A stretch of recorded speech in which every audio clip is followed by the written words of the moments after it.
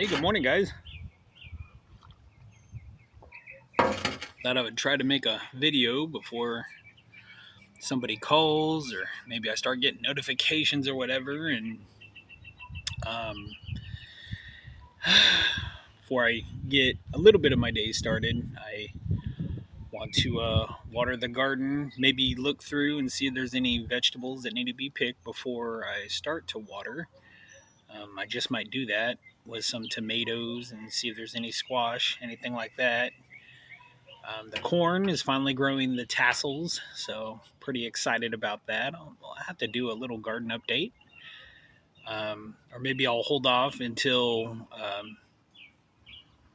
maybe give it another week or so. Maybe closer to July, do a July garden update.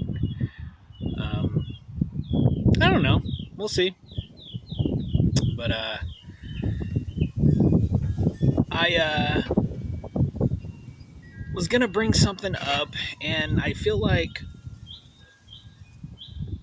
I've already had 2 cups of coffee. Now I'm on switch to tea.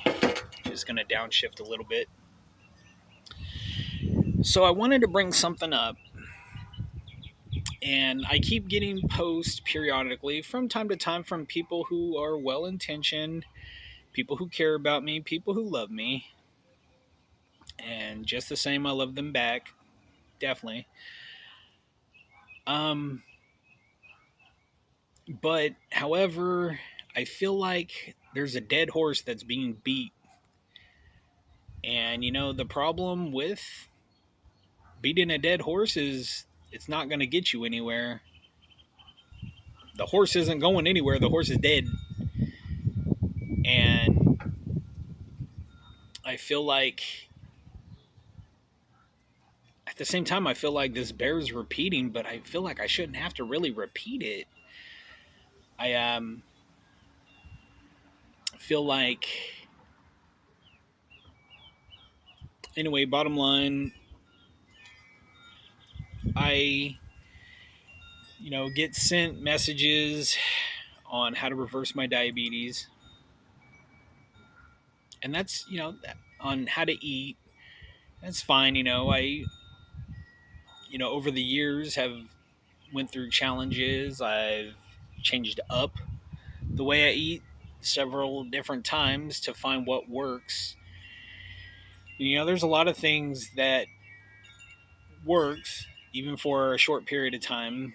Um, it's not one size fits all when you're a diabetic, and whether you're a type 1 diabetic or a type 2 diabetic, um, the ones that aren't diabetic, period, really, they may think they understand, but they don't. Even if you're a medical professional, yeah, you have the knowledge, but you don't have the experience that us diabetics have. Um, Now, for about 7 years, those of you that are new to my channel, for about 7 years, I thought that I was a type 2 diabetic, and that's what I was told.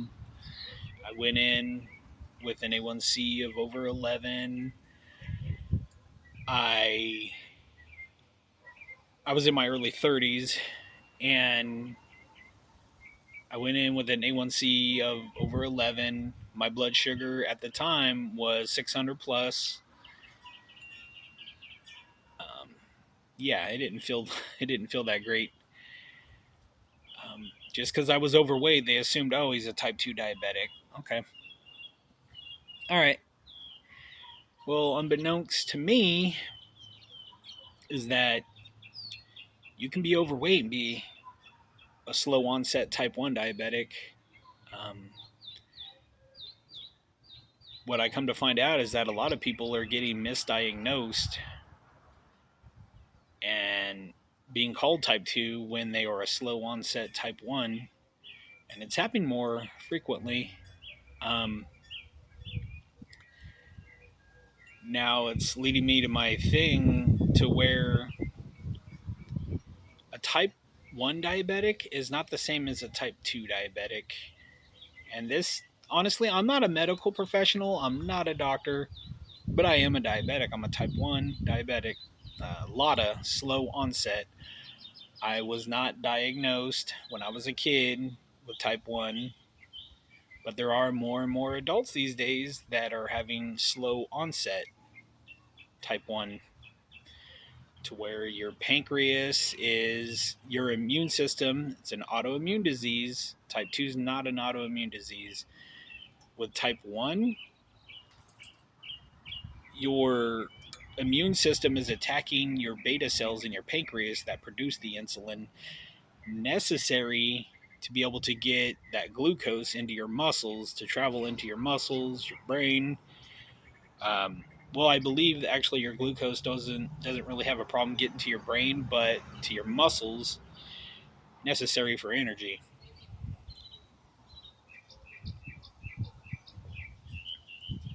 So with type 1, it's just, and especially with slow onset, your pancreas, your body's basically losing the ability to produce insulin on its own. That's why you need injections. That's why I've had to have injections for almost 3 years now. Almost 3 years. Next month will be 3 years.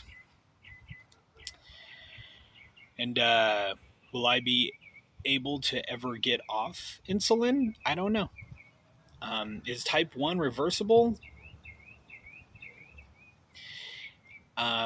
Through healthy eating, through exercise, staying plenty hydrated? No.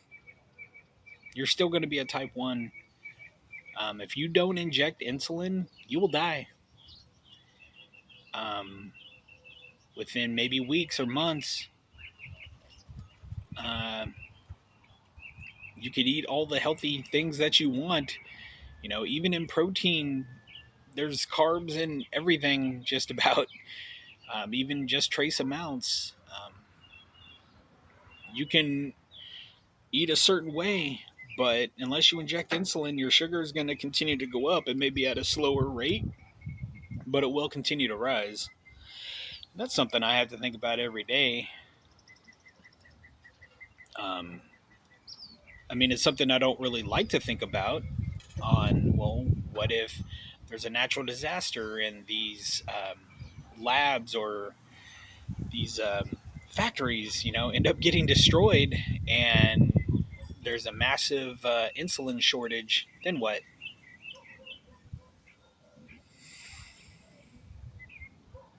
That's stuff I have thought about. See, with the type 2, it's more lifestyle factor. It's lack of exercise. It has been, eating processed foods, ultra processed foods. There's a lot of different things that go into that, but that's more of a lifestyle factor. But on the same note, you can be a type 2 diabetic for so many years, eventually to the point to where you could burn out your pancreas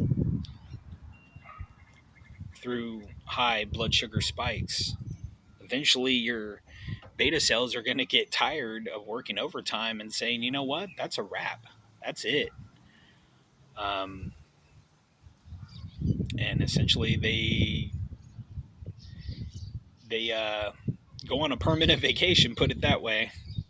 So yeah, you can be a type 2 insulin dependent diabetic. Um, I mean, you could be a type 2 and burn out your pancreas. That's still not going to make you a type 1. It just means you're a type 2. With a type 1, you got to have those antibodies. And in the past, I remember reading about that. And I remember wanting to get that checked, or wanting to see, how I'm doing, maybe to make sure I'm not a type 1. And they didn't they didn't bother, because not my doctor right now, but the doctor I had at the time, he goes, "Oh, well, you're a type 2 diabetic. Well, it just seems like in a perfect world, you would request a certain test or something to be run, and they would do it. It's like, you're not the one paying for it. I am." Um,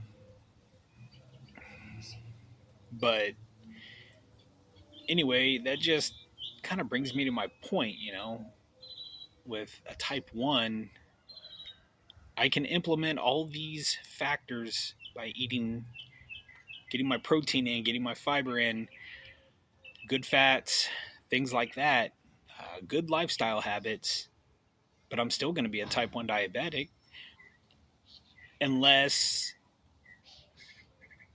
you have a new pancreas for me. But even then, I would have to take suppressants to be able to keep my immune system from attacking my pancreas.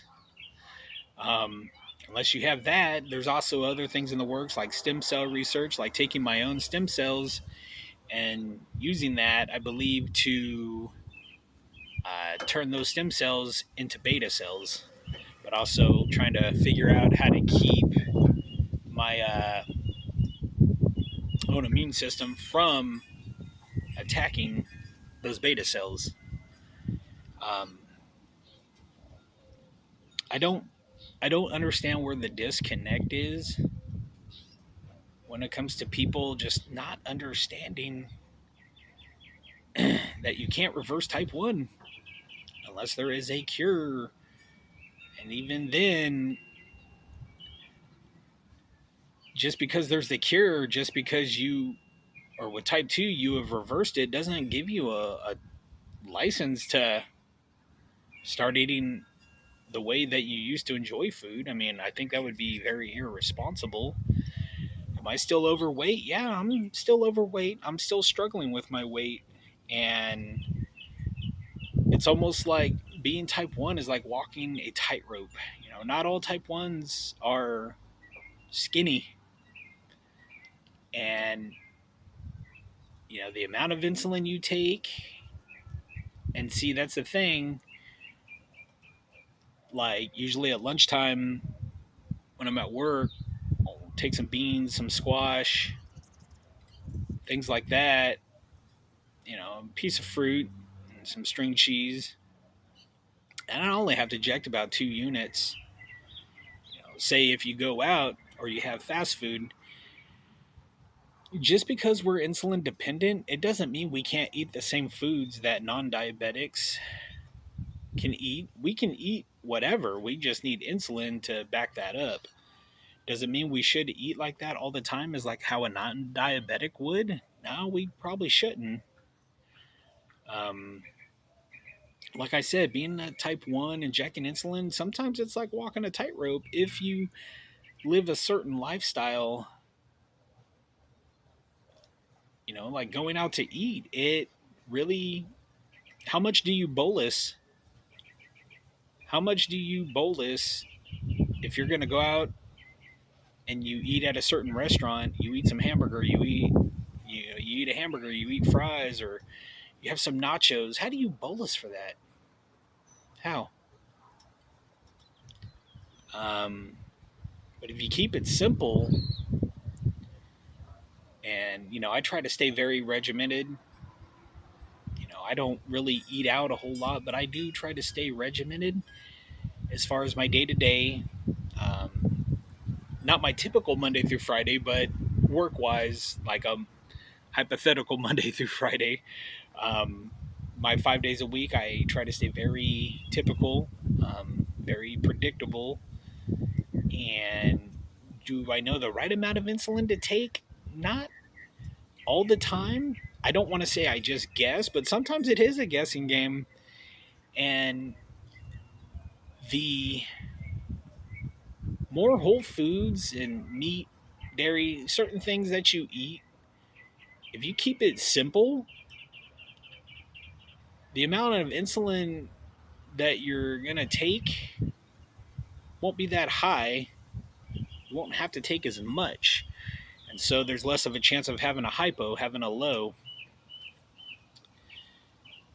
And, the more processed, the more ultra processed things that you eat, that's just more insulin that you're going to have to take, more weight that you're going to gain. And especially if you're just sitting around doing nothing, um, that's not going to do you any good, whether you're a type 1 or a type 2.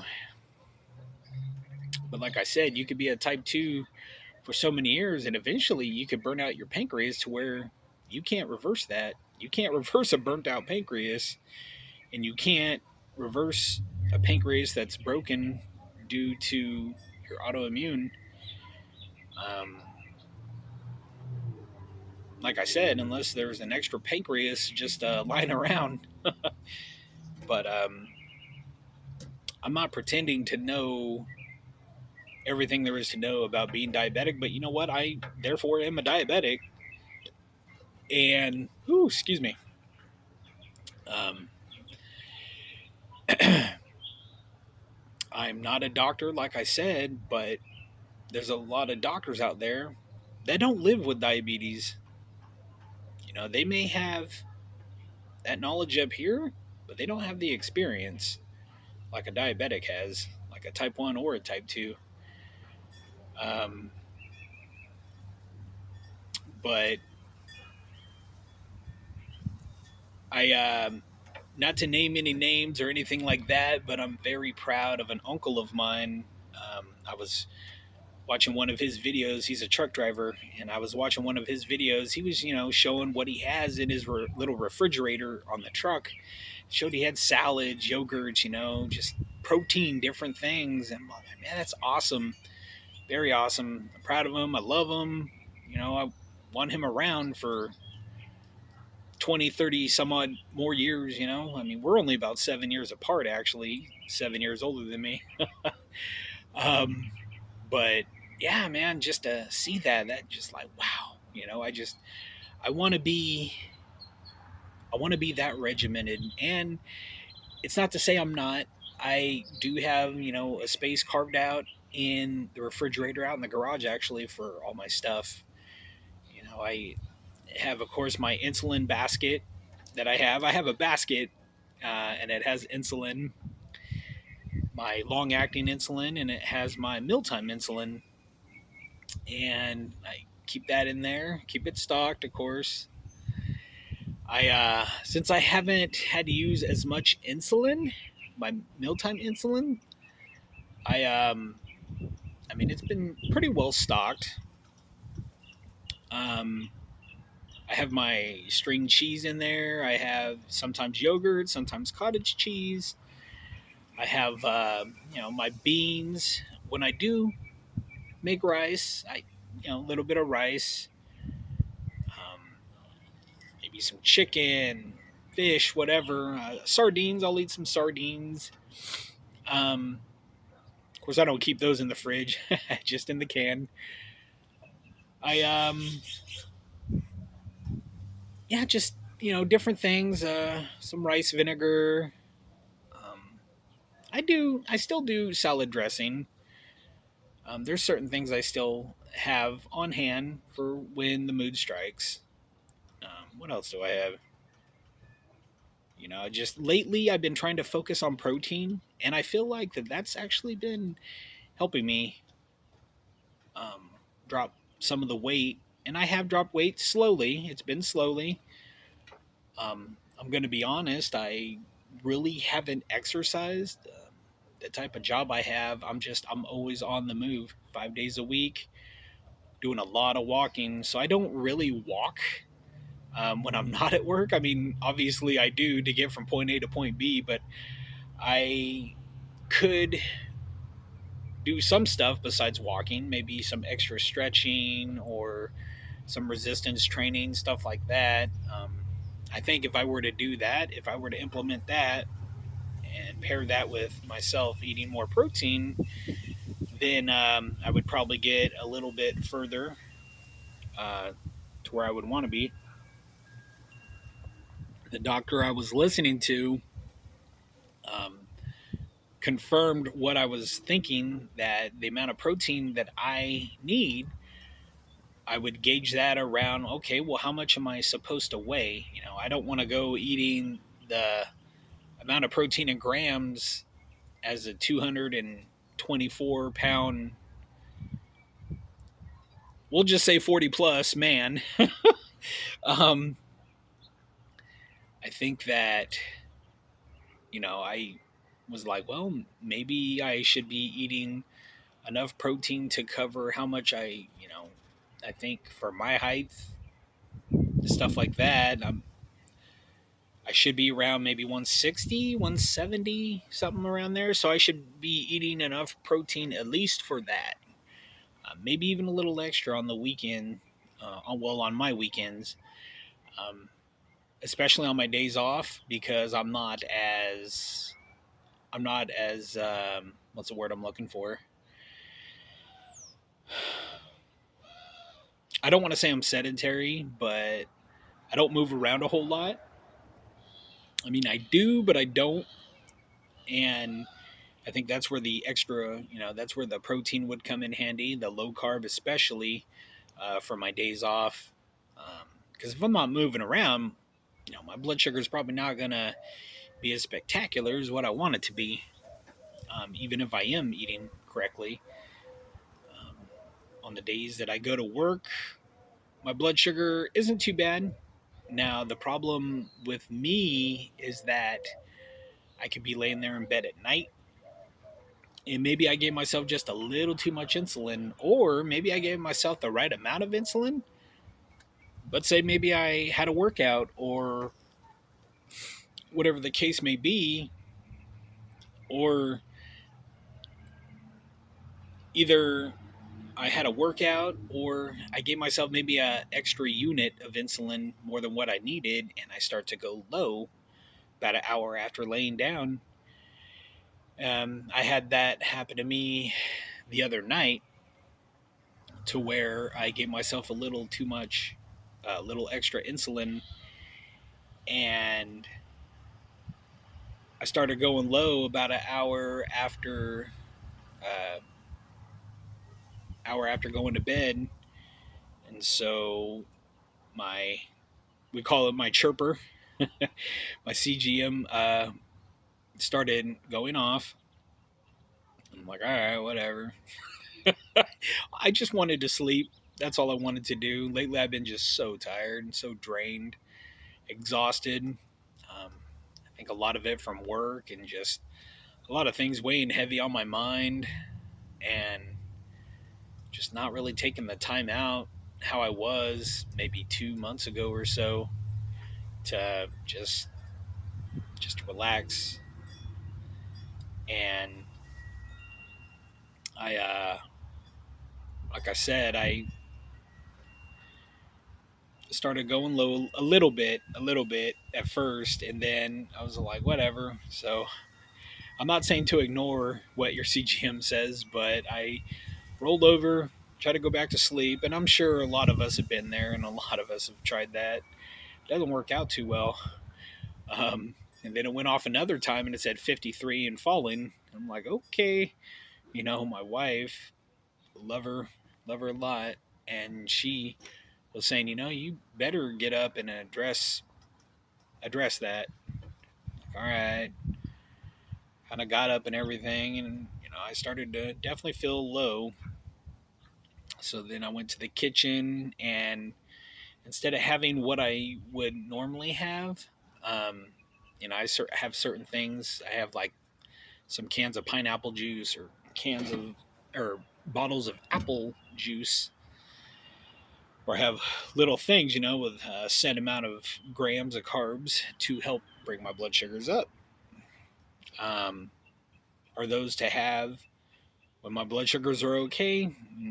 I guess I could have them, but those are my low snacks for when I'm low. So, insulin to bring things down, sugar to bring things up. You would think that sugar is the last thing that I probably need, but hey, you know what? If your blood sugar is going low, and I'm talking dangerously low, that's when you need the glucose, especially. Um, but the thing is, too, is I guess you could say over medicating, which I'm sure a lot of us type 1s have over medicated when our blood sugar has fallen dangerously low. You start to panic.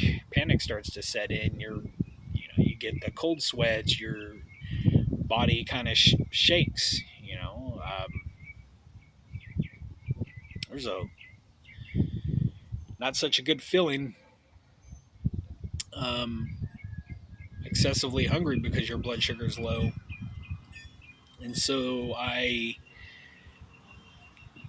had some peanut butter, and then I threw some Nutella on there. Like, all right, cool, you know. And then I had a pastry.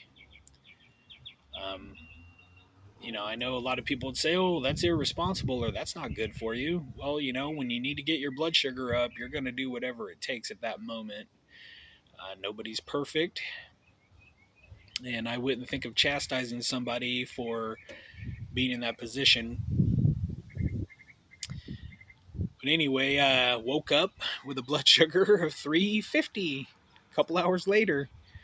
So I took a unit of insulin upon waking up so that way it wouldn't go up anymore before breakfast. And even then, once breakfast time came around, I gave myself a shot of about how many units that I probably think I should have, and waited a while for the insulin to kick in. Waited for my blood sugars to go down before I started to eat. And then after that, everything started to balance itself out again. But like I said, it just with with a case like that, and also milk. It's been a while since I've had almond milk. I've started to incorporate regular milk again, not to the extent that I was used to drink, but I also have to remember the carbs and the sugars that are in the milk. But I notice, when I'm having my low, hey, I'll do that. But I had like 3 glasses the other night when I was having the Nutella and peanut butter together. Um, but I probably should have picked one or the other. Maybe just the peanut butter with a glass of milk, something like that. I think that would have been okay.